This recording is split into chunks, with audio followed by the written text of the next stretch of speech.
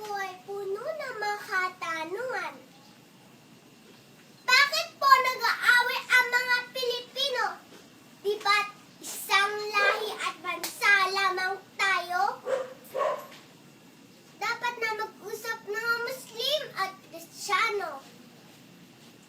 Magtiwala, magbigay at magpakatao. Pagka makabayan, hindi lang sa laban. May papakita at mapatunayan.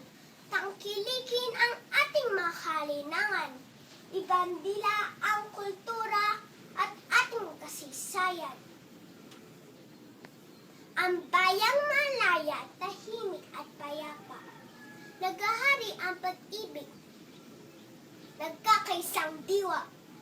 Ipakita niyo sa amin mabuting halimbawa. Ang bukas ay sa atin. Ngayon na simula! Ako'y munting bayani ni Leo Misha of Maria Corpus.